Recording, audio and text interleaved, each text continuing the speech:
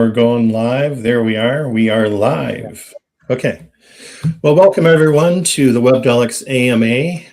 Today we're going to be discussing the beautiful, wonderful world of ayahuasca.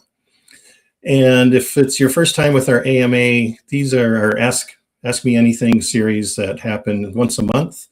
And this is an opportunity for folks out there who are interested in these different psychedelic medicines to get some questions answered. So this is something I call formally informal. So basically it's two guys today talking to you about ayahuasca. And so we have some questions that have come in already. So we've got some of those preloaded. And then also if you're out there on LinkedIn or Instagram or YouTube, wherever you're coming in from, we're also accepting questions through the comments through those different platforms. So feel free to bring in questions, more questions. If there's comments on the topic we're talking about or the question we're discussing, feel free to bring those in also. And then a few other little housekeeping things. We've got a beautiful QR code up in the right-hand corner. That just takes you to the Webdelics website. And then also, we do recommend and would love you to sign up for our newsletter. So that's what you see the feed on the bottom there about our newsletter that goes out every week. And the topics on that are just always generally about psychedelics, which is what psychedelics is, or I was going to say what Webdelics is all about. And other housekeeping, those are the big two. But the big thing is, bring in the questions and we'll just keep answering questions as they come in. And then what I'm going to do is first introduce myself and then our guest, Tio. So myself. Steve Elfrink. I'm the subject matter expert at Webdelics. I also have my own private practice called Om Terra, based in Southern Oregon, but serving the world. And I bring 47 years of experience working with different plant medicines, personal use, and facilitating other folks with these medicines. And my passion is, helping folks in education, assimilation, and dissemination, getting information out there, especially on this ancient wisdom that's entered our space, but a lot of interest right now, a lot of questions. And so we're here to just kind of separate the wheat from the chaff and give some people some inspiration, hope, and also some answers to when things sometimes go a little sideways. So without further ado, I'm going to introduce our guest today is Tio from down in beautiful Brazil. And here's the bio for Tio. Tio is a skeptical mystic on the global mission to awaken humanity, focusing on guiding skeptics on the path to higher consciousness. His journey began with a life-changing ayahuasca retreat, followed by fully immersing himself in an 8-year apprenticeship. During this time, he worked as an ayahuasca retreat facilitator, training in shamanism, psychotherapy, and various spiritual systems. He has had over 600 ayahuasca journeys, as well as countless other experiences with higher states of consciousness through psychedelics and other methods. He has guided over 1,000 individuals through ayahuasca ceremonies, facilitating more than 5,000 unique experiences. Going through his own journey of healing, addictions, cynicism, and deep depression, he is now helping others find peace, joy, love, and sanity in this chaotic world. So welcome, Tio, to the Webdelics AMA. There we go. Honored to have you today and taking the time to be with us. So if we could bring up our first question, we're just going to dive right in. Okay, beautiful question. I love this. Whoever sent this in, thank you. So Tio, our first question from the audience it's a big one. And it's a great one to start with. It's actually perfect. What is the ayahuasca experience? Steve, firstly, thank you for the wonderful introduction. And it's a pleasure to be here. And I love the first question because it's something everyone attempts to explain after they've had it. Everyone wants to share about their ayahuasca experience. And after over a decade of working with ayahuasca, as you said, when I've seen 5,000 unique experiences from other people, have 600 of my own. And the one thing I can say is that there is no such thing as the ayahuasca experience. The most beautiful part about ayahuasca is that it's so unique every single time you go into it. It's almost never the same experience for any person. You can be the same person in the same setting, drinking ayahuasca 5 times, 50 times, 500 times, and every single time there's something new, there's something different, which is what I feel it makes it something very different from many other psychedelics, which tend to have patterns and similarities between experiences. Whereas ayahuasca, there's such a wide range of experiences, and each of them can be so unique that it's it's difficult to say that there's one thing that can you can say that this is part of the ayahuasca experience, and it's guaranteed that every single time you go, you're gonna have it. So some of the common themes that emerge. Of course, you have visuals. It's a psychedelic, so a lot of people experience visuals, but again, it's not a guarantee. For some people, they may not have a single visual experience, or they may go into one experience where it's a lot of visuals, and the next experience there's no visuals at all. You can have purging, which is a very common theme, but again, it's not guaranteed. Some people can be purging through the night. Some people have no purging at all, and there's everything in between. And there's so many different types of purging also. Some people will have a cosmic exploratory experience. Some people will have a deep healing journey, facing their traumas. Some people will be having nothing at all and just getting frustrated. And sometimes it's that emotional experience where ayahuasca is just frustrating you because that's what you experience in everyday life. So one of the terms that I like to associate with ayahuasca, which was part of my training, I heard it again and again and again, was that ayahuasca is an amplifier. It amplifies who you are and especially amplifies the state that you're in. So if you are someone who's generally frustrated when things are not going your way, a very common experience that you can expect is that you will get frustrated because you're not getting what you want out of ayahuasca. One of the advices I give people when they're coming for the ayahuasca experience is you may not get what you want, but you will get what you need. And this is a line that's used a lot in the ayahuasca community because more often than not, people do get what they need, and quite often they are disappointed because they did not get what they wanted. But it does give them so much more than what they expect. So I feel like this is my way to express what is the ayahuasca experience. You can't really put it into words. You can't really say that this is it. But there are common themes that you can expect, and each person is going to have a very unique experience each time they go in. Okay, beautiful. And one thing I'd love just to kind of expand a little bit on the experience of what is, I mean, for a lot of folks, what is ayahuasca? Just, like a mushroom is a mushroom, peyote is peyote. Yeah. And so, So ayahuasca is an Amazonian sacred plant brew. It's made by it's a tea that is made from two different plants. So one is a wine that is called Banisteriopsis capi, or the ayahuasca wine, and the other is a shrub. It's the Psychotria viridius shrub, which is also called chacruna. And so the chacruna contains DMT, which gives the visionary experience, and the wine, the bark, has all the rest, which is the purging and all the bodily stuff and healing is associated with the bark. And when the two are combined into brew, you get both at the same time. The thing is that you can't have just the DMT by itself because the wine is an activator for it.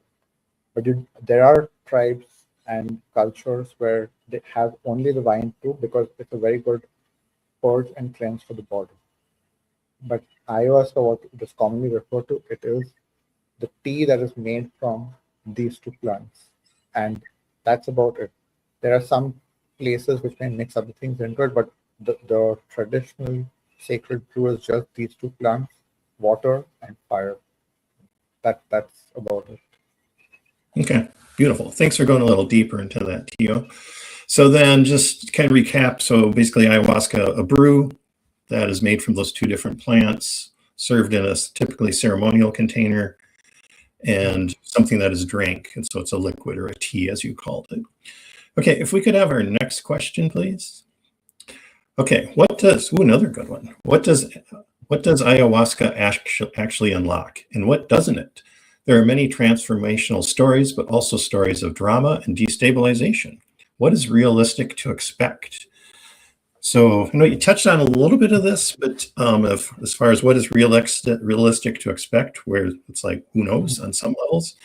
But if you want to address what it unlocks, what it doesn't, and then the stories of drama and destabilization, if you could address those three mainly. Yeah, I think what I'll start with is that it's something I've heard quite a lot, is that some people have these massive transformations, like completely life changing, and that was me in my first retreat. I went in, I had not really studied ayahuasca, and I was not looking for any spiritual experience or any healing. I was literally interested in getting high because I heard that it's the most powerful psychedelic. I had LSD just before that. It was amazing. So I thought if there's something even more powerful, that's what I want to experience. So like when I went into it, I was an atheist. I was addicted to a bunch of different substances, but I did not see it as addiction. I was actually enjoying whatever I was doing, and I had no interest in even quitting any of that. And so I came into this experience, looking to get high, and the ayahuasca had something completely different in store for me. So again, I did not get what I wanted, but I did get what I needed, and I actually had an overnight transformation. So I had 4 ceremonies in my first retreat, and the third ceremony. So up until the third ceremony, I was actually smoking cigarettes even during the retreat. And then that night, when I went into the experience, the next morning I came out and I had just quit everything. And I'd been smoking and doing different substances for over 9 years at that time. And I used to be smoking about 20 to 30 cigarettes a day on average. And I just quit overnight, and that was the end of it. And it's 11 years later, almost 12 years later, and I've not gone back to any of it. So that was a very radical, deep transformation. And I've seen a few other stories like that.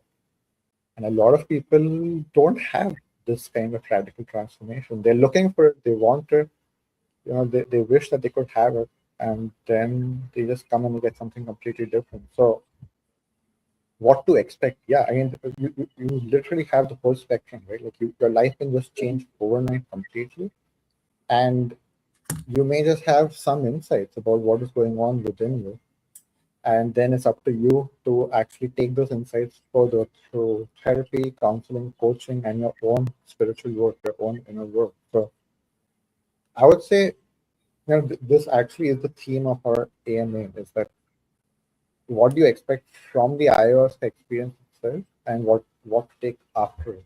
So I think what to experience from ayahuasca it's really as much as possible to go into it with openness and see what the plant has in store for you. Because I feel that whatever expectations people have usually end up charging the experience with frustration. That's been my experience, is that people just come with this laundry list of intention, and they want all these questions solved, and all these, they want answers, and they just want their life transformed. And when that happens, you actually end up blocking the experience that is waiting for you. And you end up spending a lot of time in frustration and disappointment. So if instead you can go into the experience open, like just expecting that some magic is waiting for you. I call it magic just because we don't still understand how the thing works. And you can't really explain these kinds of radical transformations, what happens. You can explain the chemical interactions, but there's a lot more to the experience. So that would be, I wish I could see the question again, and perhaps I can, because it was quite a big question. Yeah, the other part was stories of drama and destabilization. Yeah. So so we have the transformation, and then this other side of I mean, I've gone through my own drama and destabilization also, and hope that's not too loud. I have my dogs in the back. So, when it comes to drama and destabilization, like I said, the best term for ayahuasca is that it's an amplifier.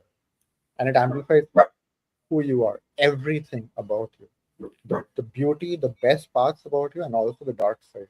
It gets amplified. So if you are someone with a very strong ego, and you have a lot of unworthiness issues, or you have this need to prove yourself, or other kinds of these kinds of patterns, or you have drama patterns, like you always feel like a victim, or you always feel like the world is against you, or there's so many different drama patterns, right? So like if you have these within you, what ayahuasca is, it's a very strong mirror. So it will amplify all of this. It will show you who you are. If you are ready to see it, if you're ready to see yourself, it's great because you'll break through the drama pattern finally. You'll understand for the first time in your life, many times, you'll understand that this is what is going on, this is what I've been through. Especially if you have good support and facilitation during the experience and around the experience, people who have experience can help you to understand the patterns that are being amplified. But on the other hand, if you're not ready to see it, those drama patterns can just get amplified 1,000 times. So if you're feeling like a victim, if you're feeling overwhelmed, if you're feeling like you're unworthy, that can become 1,000 times more intense. And if you have the right support, you can break through it. And if not, it can be really overwhelming and tough, and it can be destabilizing too. And of course, there are more extreme ways it can destabilize you. So I don't know how deep we want to go into that, but at least for the general public, I would say that there are lots of shadows. We call it shadows. For whoever's familiar with some psychological concepts, it's your dark side. So a lot of shadows can get amplified and exposed. If you're ready to see them, it's the best thing ever because you have a breakthrough finally, and you can actually transform that. You can see why you have been stuck or why you've been sabotaging yourself. You can change that. If you're not ready for it, you can expect a rough ride even after the experience. Like sometimes it can last for a while. It doesn't just go away. Sometimes it can be weeks or months later that you're still experiencing the same patterns at a much higher level. Okay, I'm curious with the destabilization. What do you recommend for people as far as like the integration support? Because I know we'll probably touch on integration at some point, but as far as someone needs in that destabilized place, what is the kind of protocol or how you best support those folks? I think a therapist who has experience with psychedelics, or a coach or counselor, someone like a shaman, anyone that you trust who has experience with psychedelics and knows how to process that experience would be the first line of support in my experience. It's like it's good to talk to someone who has experience, because you go to a traditional therapist who doesn't have experience and may also have a negative bias against psychedelics, they can make it so much worse, because then they're coming up with their own stories about you may have gone crazy, and you've not gone crazy. It's just your dark side has been exposed, and you can just work through it, or you've been destabilized in other ways. Like there are many other ways. So that's, I would say, like getting a trauma-informed therapist or a psychedelic, ideally a psychedelic and trauma-informed therapist or coach would be the first line of support. Somatic practices are very powerful. And what I mean by that is anything that is body work, because like I said, ayahuasca does activate a lot of stuff in the body. It can be a lot of purging and cleansing. And to solidify that, you need a lot of grounding, because ayahuasca is, while it's got these two components, one is very earthy and one is very cosmic. Like a lot of people get destabilized because they get pulled too deep into the cosmic or the irrational side of life. And they kind of lose their familiarity with the normal reality. And what helps with that is grounding practice. Like anything that can help you to ground, spending time in nature, physical exercise, yoga, even like just keeping your bare feet on the ground, which is something most people don't do. Like I went through a very long phase of feeling very disconnected from myself, from my body, from reality. And the thing that helped me most was actually to just walk barefoot and do some grounding practices while working on the psychological part too. But that was tremendously helpful. Okay.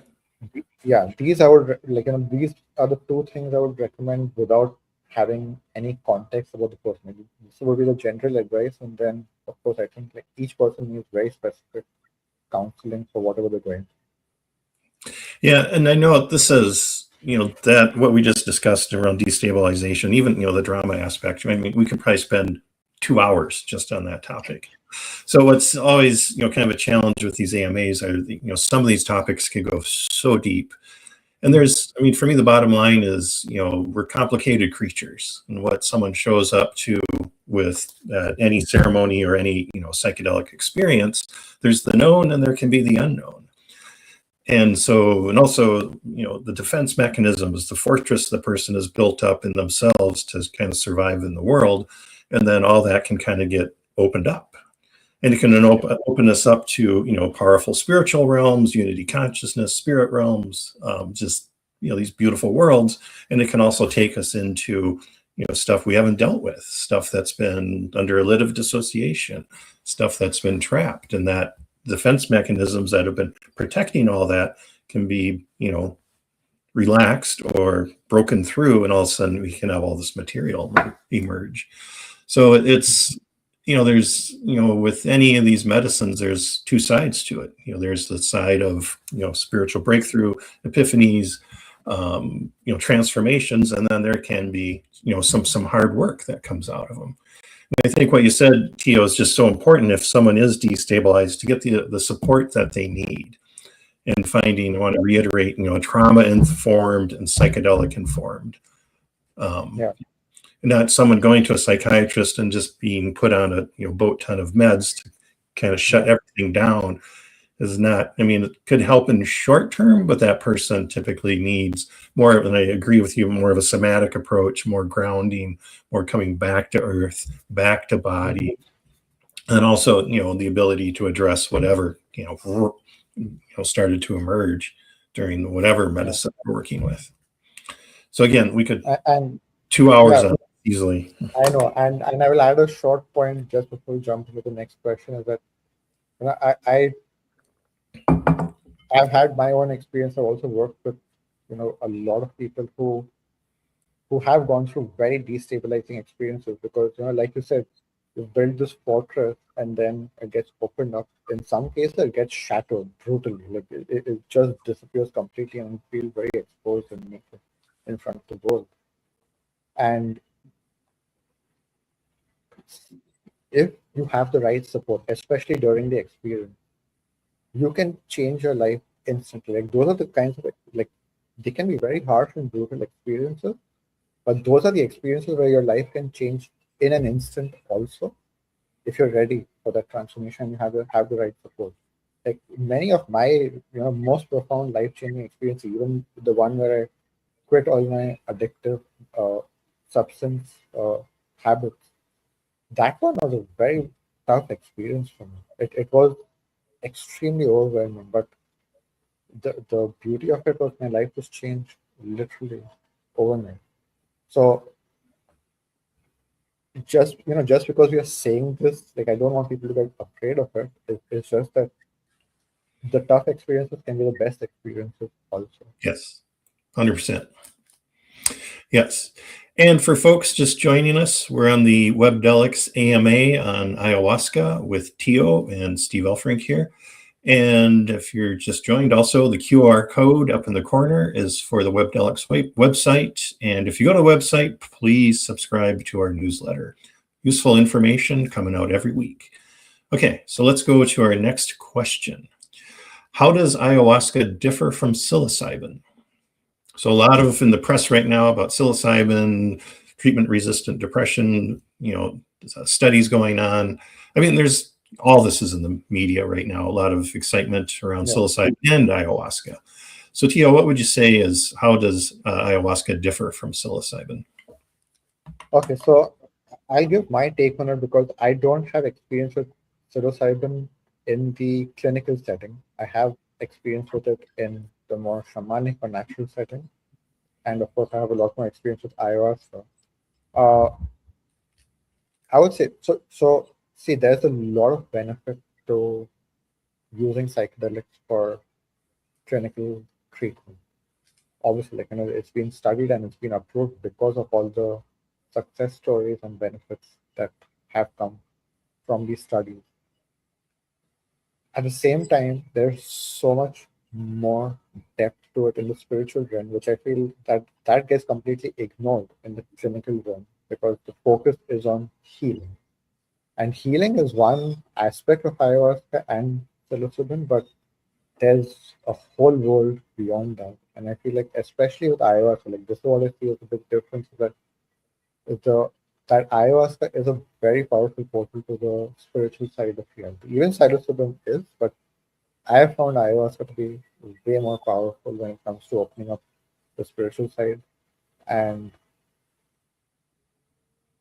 of course, the actual experience is also very different because, as far as I know, like at least in my experience, psilocybin doesn't have as much of a purgative cleansing, like physically cleansing experience. Like you could have some of it, but ayahuasca is very intense when it comes to that. There's a lot of purging. If it is the experience meant for you, there's a lot of purging. You can be vomiting, you can have diarrhea, you can be sweating, you can be shaking, you can be doing all kinds of things. But all of that is basically stuck energy being released from the system, and that is why it's so powerful and transformative. That even without insights or anything, even if you don't have all of that, it's just cleansing your body of a lot of stuck emotions, stuck energies, and you come out of the experience and you just feel a lot lighter and a lot better.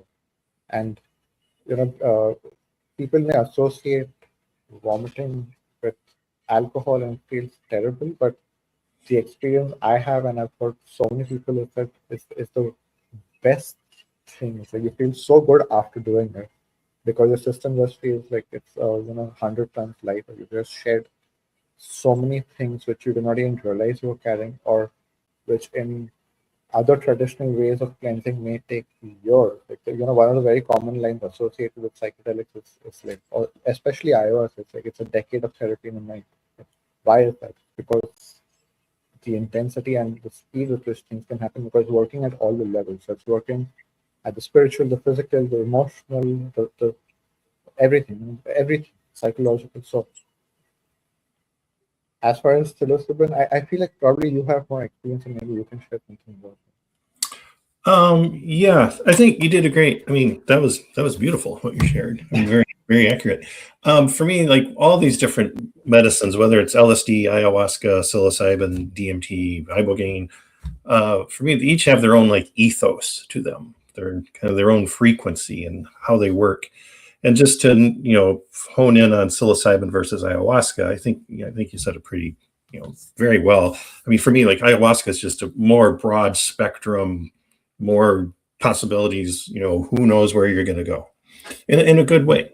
But it's a little more far-ranging, deeper spiritual, deeper into spirit realms, into plant realms, into realms. Many many realms. And I think psilocybin traditionally is a little more, I'd say, a little more focused in general. It doesn't go as far out, and it can go far out. It can go into the cosmos, can go deep into, it can awaken the trauma also the same way. All these different medicines can do that. But I would just say psilocybin's a little, I don't, when I say a narrow bandwidth, I don't want to put any limitations on psilocybin, that it has a narrow bandwidth, but just compared to ayahuasca, I would say it's just a little more narrow bandwidth, what it taps into. But and for me, they're both beautiful medicines. And I think they both have their own preparations, their own integrations that people need to be aware of.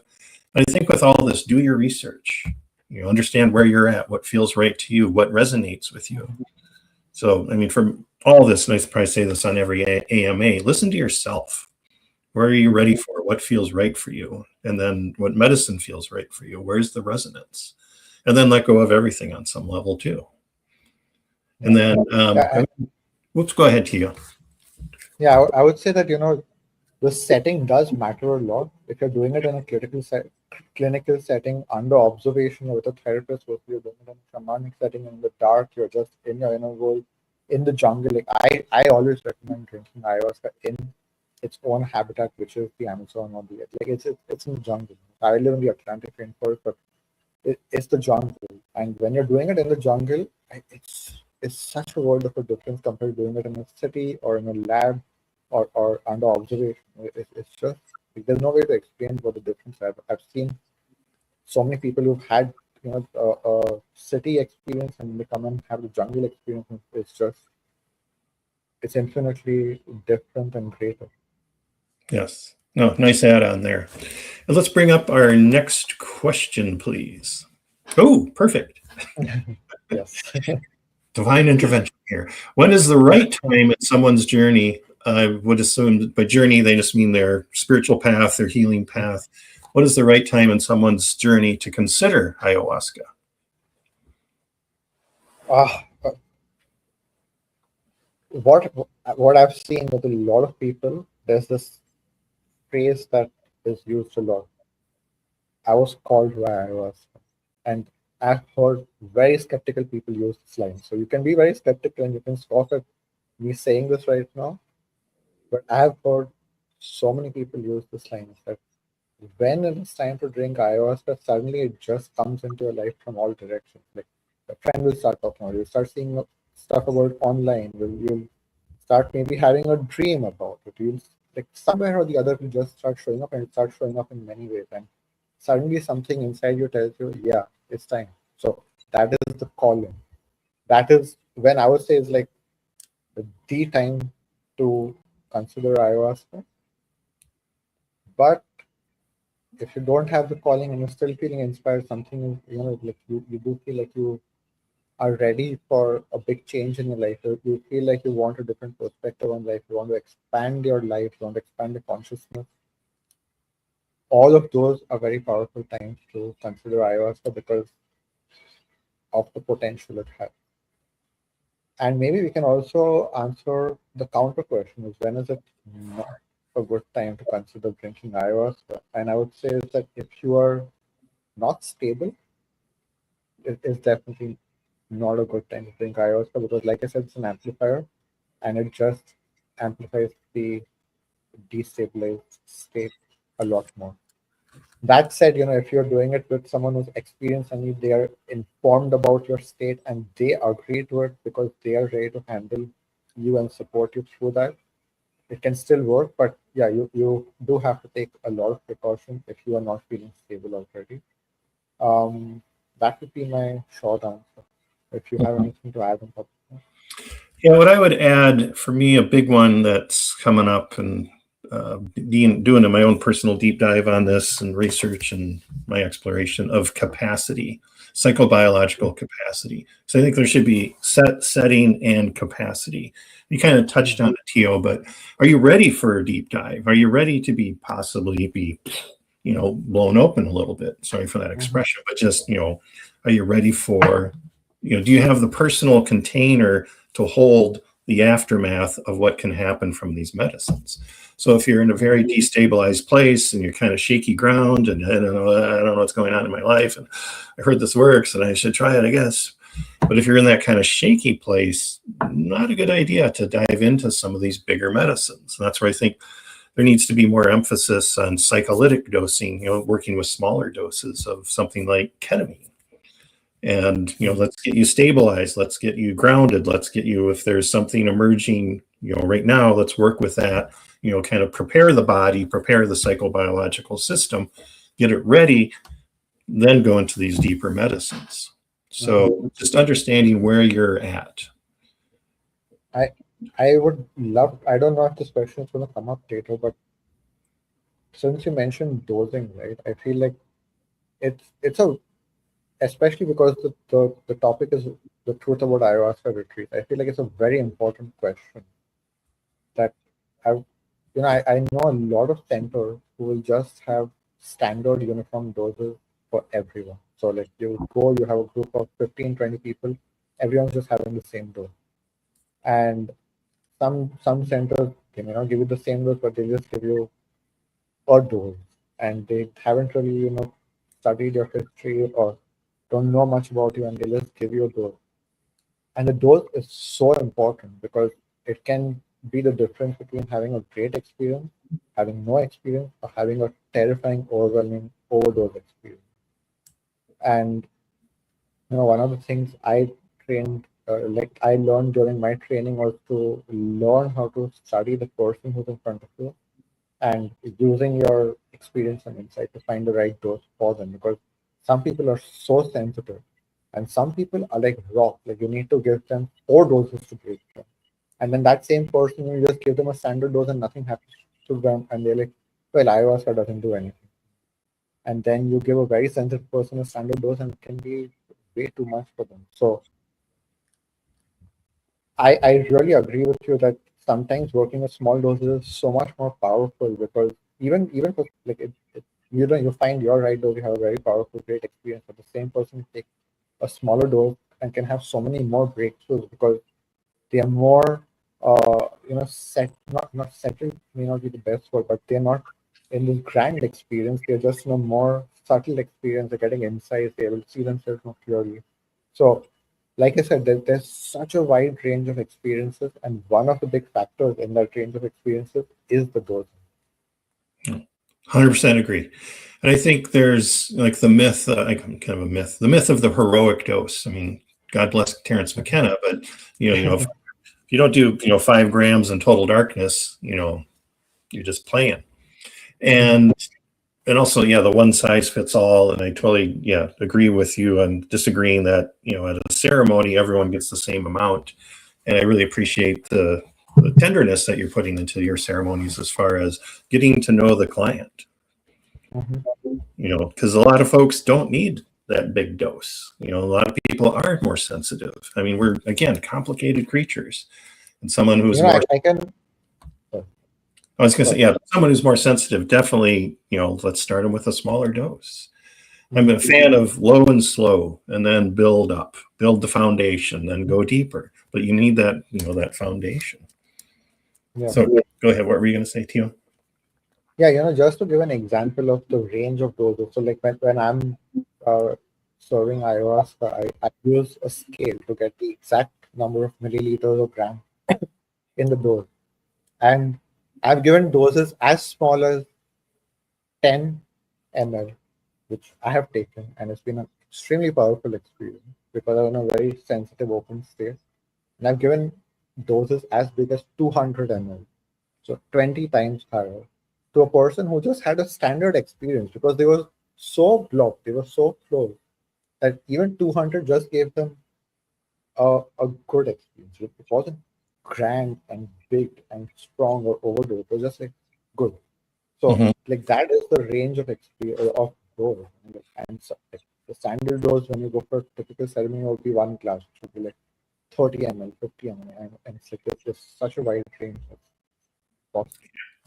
And then one thing I just want to add in, then we'll get to our next question. Again, this topic or this question, 2 hours we could easily do. But I think also that needs to be brought into this space, this discussion, is kind of that non-responder or because I think sometimes it's framed as a big strong ego, but sometimes it can be dissociation where someone's in a functional dissociative state where they're flooded with endogenous naturally occurring opioids. They're kind of shut down, and then you bring in a psychedelic and it just kind of amplifies their dissociation, which is an opioid. It's an opioid state. So bringing in medicine, just can amplify that dissociative opioid state. So, but that's a protective layer. And so for me, this is also a place of caution. And sometimes there's the updose, more in like the psilocybin world of updosing people. But sometimes it's not the best idea to try to break through, because sometimes if there's dissociation, it's protecting something, and it's protecting it very strongly. And always if there's dissociation, there's trauma underneath that.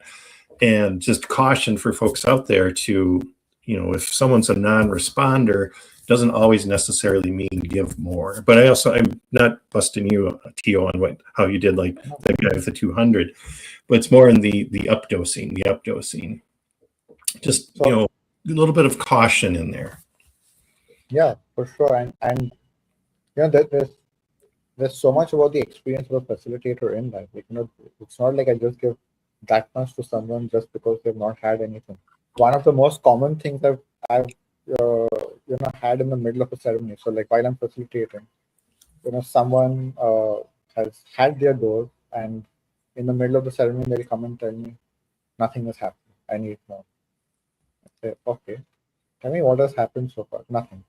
And then I just ask them a few more questions, and all of a sudden it's like, hey, you're having a full-blown experience. It's just not what you think it should be, what you expect it to be.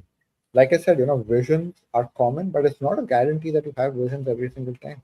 Sometimes it's your emotions are being amplified. Like, you're having nothing because you need to feel frustrated. And that person comes to me in a very frustrated energy, and I can feel it.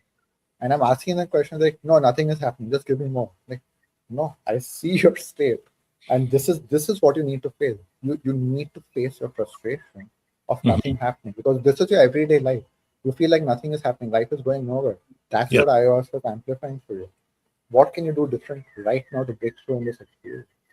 So we have to really expand our mind, even as facilitators, of what experience they should have. Because you know I have heard that there are facilitators who want to please the participants, so they just give them more. They just give them a big dose because they want to look like they did everything in their power, or like they had a big experience. Like, no, what is the best thing for the participant? Yeah. Love that. So that, yeah. Yeah. So listen, as far as, Mhm. facilitators out there, listen to your clients. Mhm. And I know that And desire to, chase and create the big experience for someone. And a lot of times they don't need the big experience. They need to Mhm. kind of just drop more into body and, feel these more subtle places. It's not always about go big or go home. That one's got to yeah. get dropped from the psychedelic community. Okay, we should go Yeah. to our next question. Again, we could dive into lots to discuss. Okay, this one's interesting. Which is the best retreat? So I want to expand on that a little bit. Like, how, for someone who's interested in ayahuasca, what are some, you run a retreat center, but what would be some of the kind of, red flags, green flags? How do you vet the best retreat? And I'm assuming they're saying retreat for ayahuasca. So how do you vet a Yeah. ayahuasca retreat center? And great question. Yeah, And it's a great question, because it's like, you have the standard thinking around this question, which is like, which is the best retreat. So like, let me put up some 10 evaluation points, and let me judge which one is the best retreat. And I think the first thing is to add to also that question, which is the best retreat for you, not which is, because the best retreat for me can be the worst retreat for you. Truly, like, it's so different. Each retreat is so different. Each experience is so different. And what you may need at a specific point of time may also change. So you may have gone to one center and had 5 retreats, so then they were all great. And the next one you need something very different. So it's which retreat is best for you at this time, for this specific experience. And it goes back to what you said several times. Listen to yourself. You really need to listen to your intuition, because your intuition will tell you this is the place to go. Sometimes your intuition will tell you this is the place to go, not because you'll have the best experience, but you may have a challenging experience there. But that is what you need. What, like, you know, the retreat will be best for you to give you what you need, not what you want. Let's again reinforce that. It's to get what you need for your highest healing, for your highest transformation, for your highest evolution and expansion. So if that is the intention, of course, then there are some real parameters to investigate. It's like, is the retreat facilitator experienced? What is the experience? What is their background? You need to be asking these questions, and they're important questions. And how they respond will also inform you. And again, you need to feel into the response. Some people may say all the right things because that's what people do. But right. if they say the right things and you still don't feel like it's right, like, keep looking. Like, don't go for the easiest or most convenient. convenience is not the priority when you're choosing an ayahuasca retreat. Well, I have an ayahuasca retreat happening in my neighborhood, like, so I should just go for that because it's so easy to do it. And why should I travel all the way to South America in the jungle? That's not convenient at all. Like, I should just do what is most. This is a very powerful experience and substance, and it needs to be handled with caution and with care. And convenience is not at all one of the parameters you should be using to judge whether you should go for it or not. And I would say legality matters because a lot of ayahuasca is being facilitated illegally. And the reason I say legality matters is that if you do not feel safe, that also has to be experienced. Because like I said, it's an amplifier. If you're not feeling safe, that feeling will also get amplified. And I've heard of some really terrible experiences just because someone was doing it in a basement in New York. And then constantly in the back of their head about the police are going to bust them, the FBI is going to bust them, and that became their whole experience. Like it just consumed them because that's what ayahuasca does. So if you do not feel safe in the setting with the person, that's just not the right place. You need to feel that trust, you need to feel safe, you just need to feel like you're taking care of your health, and that is the criteria I would emphasize the most. Apart from knowing that the facilitator has experience, that they can actually hold you through something tough, that they are trauma informed, and like maybe something will come up. But if you have something to add, please. Nothing to really add, just augment. Yeah, but again, what you're saying, what I'm saying. Listen to hear that intuition, and then also that the word safe is a huge one. Does this place, does this person feel safe? How does this, when I talk to this person, how does that feel in my body? Does it feel like schmarmy? Does it feel like there's something off? Listen to that. And the photos or anything that's about the web or the retreat center. How does it feel seeing those photos? I know they're using the best possible photos, but also even within that, just listen. How's it feel in body? How's it feel in body? If there's any listen to the or any question. And go ahead. If you can talk to the facilitators, that's also good. Like having an actual conversation does help because like that tells a lot. And one point that I want to add is that because like especially in the illegal scene, right, like ayahuasca is being transported illegally, and because of that, it's very tough to transport it. And because of that, usually then they're diluting it and sometimes also mixing it with other things. So you can also ask the question of what are the ingredients of this ayahuasca, where has it been prepared? And sometimes, like, because it's illegal and you're just getting small quantities, they'll dilute it so much that you're barely having any experience. So one of the benefits of traveling to South America is that it's legal here, it's prepared in the traditional setting, and there's no shortage of it. So, like, if someone needs a 200 ml dose, they get that. If someone needs a 20 ml dose, whatever dose is needed, you get that. Versus, well, we only have 1 liter of ayahuasca and you have to split it into 50 people. If you have an experience, good for you. If you don't, sorry. Like, all of that also matters. No, totally agree with that. Know your dose as much as possible. And then we have time for probably one more question. We're going a little bit longer than normal, but we're going to bring in one more. Do you recommend retreats that combine different sacred plants? Since we are doing only one more question, I'm wondering if like privately we can just see a list of questions and pick what may be the best. Okay. Let's see.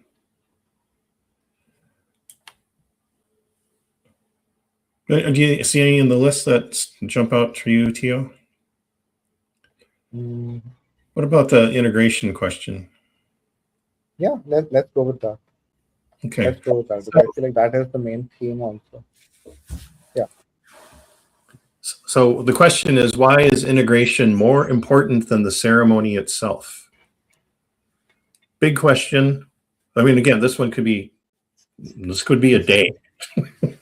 So, but tee that off to you, hand that off to you, Tio. Why is integration more Yeah, important than the ceremony itself? yeah, I think this is one of the most important questions that people need to ask and know about. Is that so? Let's begin with this. Ayahuasca. It's a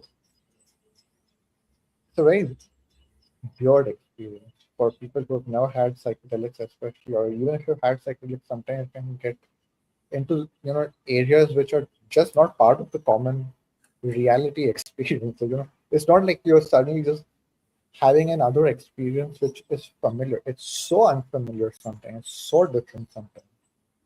And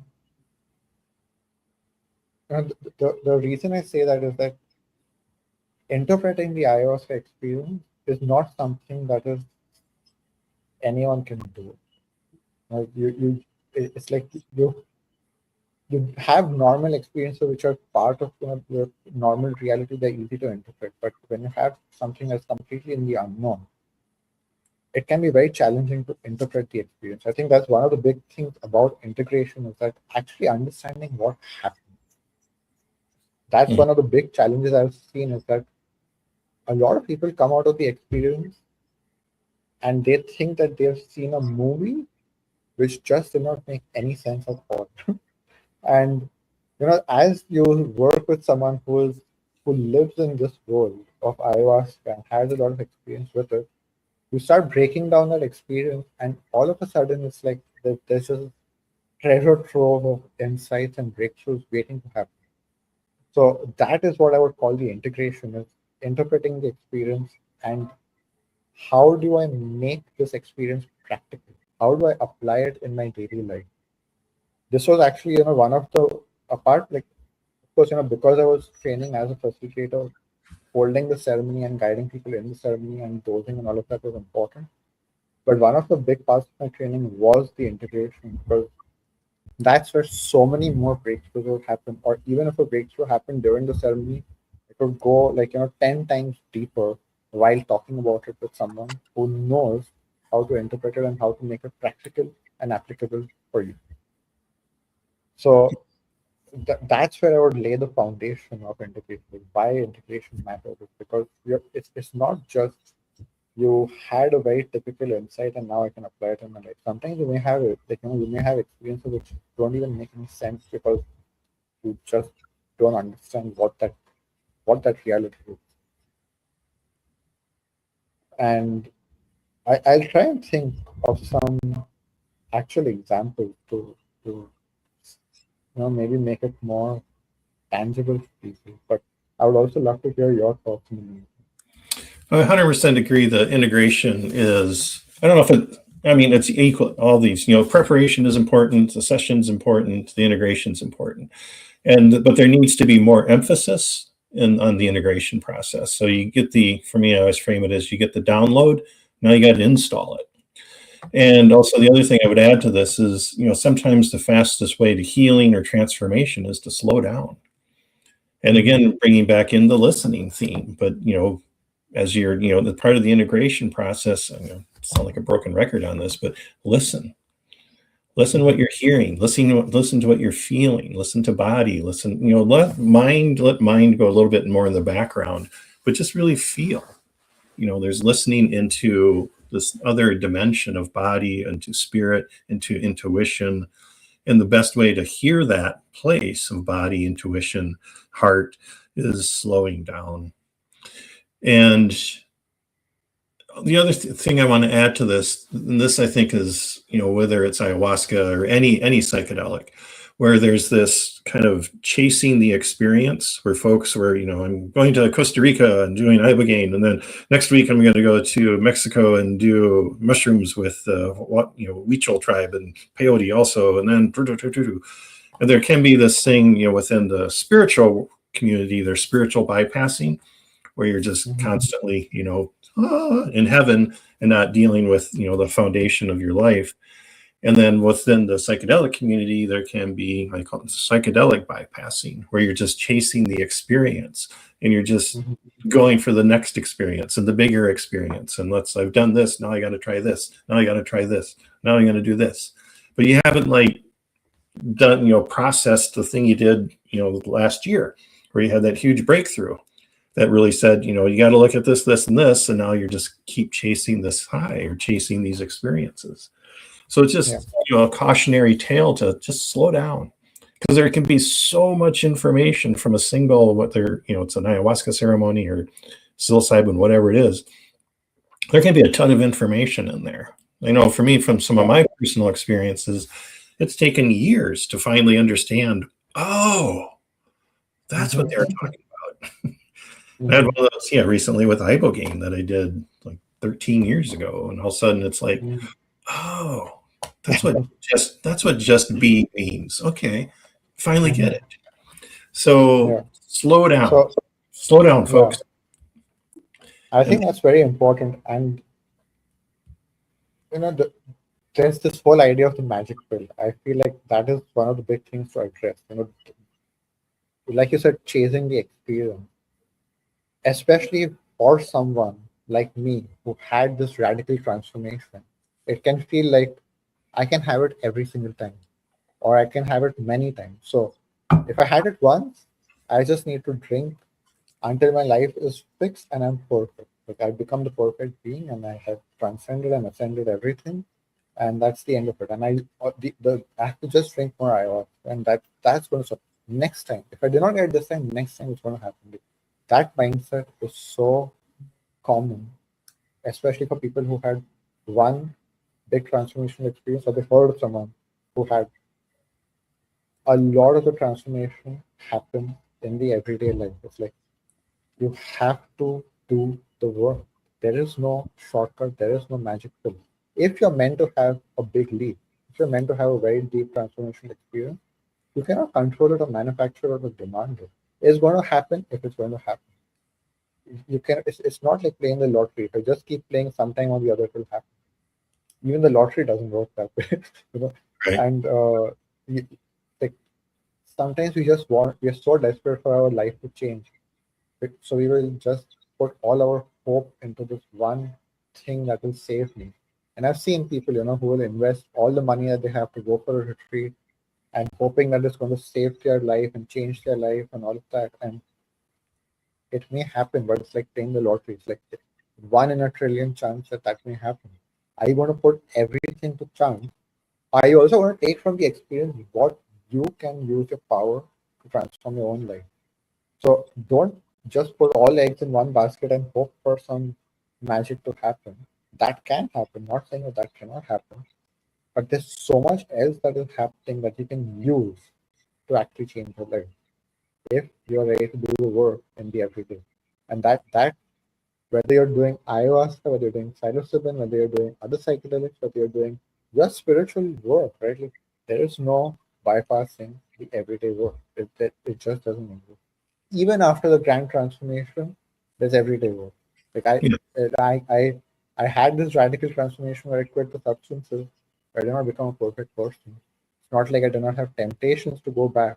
Like all of that is the continued work. Like, will I stay this transformed person, or will I just regress back to who I was?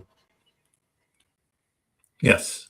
I think my closing comment here, one of many, as I say, I'm closing here. But I mean, for me, the spiritual realms, the spiritual transformation is an awesome experience to have. But at the end of the day, every day we're in these physical bodies, we're monkeys with big brains, but we have connections to these spiritual realms. But it's kind of the old school be here now, but be here now in this physical body, this physical world, with relationships and friends and community. And how are you showing up in the world? That's the most important thing, is how am I showing up in the world? And then doing everything possible to just, keep clearing the vessel, but understanding that, every day you're in this physical body. This is what matters. And then with that, I want to kind of wrap up. We've gone a little over, but that's awesome. And again, each one of these questions could have been their own whole series of webinars and dialogue. So for folks still hanging in, if you haven't scanned that QR code, go to Webdelics, sign up for our newsletter. It goes out every week. And then a huge thank you to Tio. And then Tio, if you want to let people know how they can reach out to you, your website, email address, any of that info that you want to share with the audience out there. Yeah, so I call my work the Infinite Zero Experience. That's why TO is spelled the way it is, because it's the Infinite Zero. And obviously I'm working with Ayahuasca. For someone who's interested in an Ayahuasca retreat or experience, you can reach out to me. The website is theinfinitzero.com. Apart from that, I also do talk about this stuff on my own YouTube channel. So you can search for the Infinite Zero Experience on YouTube, and have a newsletter on LinkedIn. So you can search for my name on LinkedIn and you'll also find my newsletter. So I welcome you connecting there. If you have more questions, please do send them to me offline. I'm happy to answer them offline too. You can also drop them on the replay that we publish on YouTube. So I will go check the comments there also and respond to it. So awesome. I appreciate your accessibility there. And if anyone wants to reach out to me, Steve Elfrink, you can find me at steve@omterra, OMTERRA.org. That's my private practice is OMTerra. And happy also to answer any questions for folks out there. So you have two guys putting themselves out there to support, help in any way possible. I think a lot of us who are in this work, we're just mainly on a mission to help folks and in service. And then thank you for everyone for joining us today. If you've popped in, popped out, people watching this down the line when it's recorded, thank you for listening to it. And thank you for our background support, Hamish out there, popping these questions in, and everyone at Webdelics who pulled together to make this happen. A huge thank you to all of you. And once again, Tio, thanks for your time today. Really appreciate it. I appreciate your wisdom, sharing, and what you're doing to help folks out there. And with that said, we'll say goodbye. Okay, take care, everyone. Stay safe out there.